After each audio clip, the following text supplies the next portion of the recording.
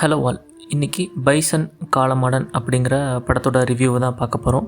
இந்த படம் வந்துட்டு ஃபுல்லாகவே வந்து ஒரு கபடி விளையாட்டு, கபடி கேம் அதை பேஸ் பண்ணின ஒரு மூவி தான். படத்துக்கு போகிறதுக்கு முன்னாடி கபடிங்கிற ஒரு விளையாட்டு நம்ம இந்தியாவில் ஒரு முக்கியமான விளையாட்டாக பார்க்கக்கூடிய ஒரு விஷயம். எல்லா ஸ்டேட்களேயாகட்டும், நம்ம தமிழ்நாட்டிலையும் நம்ம ஒரு முக்கியமான ஒரு ஸ்போர்ட்டாக அதை நம்ம பார்த்துட்ருக்கோம். ஸோ கபடி பேஸ் பண்ணின மூவிஸுமே ஆல்ரெடி நிறைய வந்திருக்கு, தமிழ்லேயே ஆகட்டும். எக்ஸாம்பிளுக்கு வெண்ணிலா கபடி குழு அது மாதிரி நம்ம எடுத்துக்க முடியும். கபடி அல்லாத படத்துலேயும் வந்துட்டு சில கேமை ஸ்போர்ட்டை காட்டணும் அப்படிங்கும்போது கபடியை வந்து சில கொஞ்சம் நேரம் சீனாக ஒரு கேமாக அதில் காட்டுவாங்க.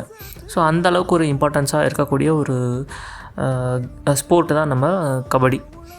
இதில் வந்து கபடி வீரர்கள் அவங்களுடைய லைஃப்பை வந்து எப்படி வரி வராங்க, லைஃப்லேருந்து அந்த கபடியை வச்சு அவங்க எப்படி முன்னேறி வராங்கங்கக்கூடிய ஒரு பேஸ் பண்ணின படமாக தான் இது இருக்கும். இயர்லீஸில் நடக்கக்கூடிய ஒரு காலகட்டத்தில் அப்போது வந்து எந்த மாதிரி ஸ்ட்ரகிள், ஒரு சின்ன வயசு பையன் பரம்பரையாக அவங்க எல்லாருமே கபடி நல்லா விளையாடக்கூடியதுனால அது ரத்தத்தில் அவனுக்கும் கபடிங்கிறது ஊறி அவனுக்கும் அது ரொம்ப இன்ட்ரெஸ்டடாக இருக்கும். சின்ன வயசுலேருந்தே அவன் எப்படி அந்த கபடி விளையாடணும்னு ரொம்ப ஆர்வமாக இருக்கான். அதை எப்படி அவங்க பிடி மாஸ்டர் வந்து அதை கண்டுபிடிச்சி அதை இன்னும் என்கரேஜ் பண்ணி அவனை இன்னும் அடுத்தடுத்த லெவலுக்கு மூவ் பண்ணணும்னு சொல்லி அவர் எப்படி எஃபர்ட் போடுறாரு. ஆனால் சமூகத்தில் காஸ்ட் பேஸ்ட் ஆகட்டும், குரூப்பிசம் பேஸ்டான இஷ்யூ ஆகட்டும், ஸோ இந்த மாதிரியான இஷ்யூஸ் எல்லாம் தாண்டி அவன் அதை வந்து வெளியே வரணும் அப்படிங்கிறத அவர் எப்படி முன்னேற்றி விடுறாரு. ஒவ்வொரு டோர்னமெண்ட்டுக்கு போகும்போதும் அங்கே இருக்கக்கூடிய ஆட்கள் அதை எப்படி பார்க்குறாங்க.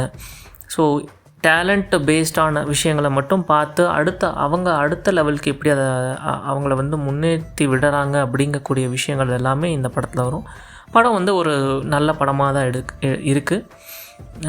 ஒன் டைம் வாட்சபிள் அப்படின்னு கண்டிப்பாக சொல்லலாம். இதில் நடிச்சிருக்கிற ஒரு சியான் விக்ரம் அவருடைய சன் ஆக்டர் துருவ், அவர் தான் ஹீரோ. அவர் ரொம்ப நல்லா நடிச்சிருக்காரு. எனக்கு பார்க்கும்போது அவர் சின்ன வயசில் சியான் விக்ரம் எப்படியெல்லாம் இருந்தாரோ அவருடைய நடிப்பு அப்படியே வந்துட்டு நிறைய இடத்துல அப்படி மிமிக் ஆகுது. அதாவது இவர் பண்ணலை, அவருடைய ஆக்ஷன் அவர் ஜென்ரலாக பண்ணும்போது எனக்கு அது ரிப்ளிகேட் ஆகிறது எனக்கு நல்லா தெரியுது. பசுபதி சார் அவர் ரொம்ப கிரேட்டான ஆக்டர். ஸோ அவரை பற்றியும் சொல்ல தேவையில்லை, அவருடைய பெஸ்ட் திங் கொடுத்துருக்காரு.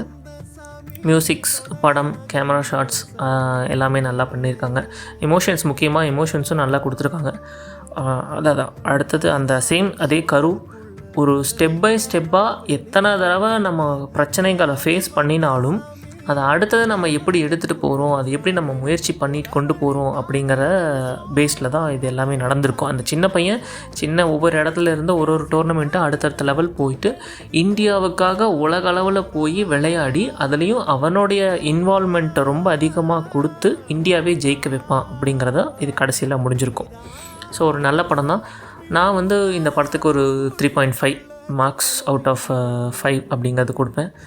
நீங்களும் அந்த படத்தை பார்த்தீங்கன்னா உங்களுடைய கருத்து என்ன அப்படிங்கிறத கமெண்ட் செக்ஷனில் போடுங்க.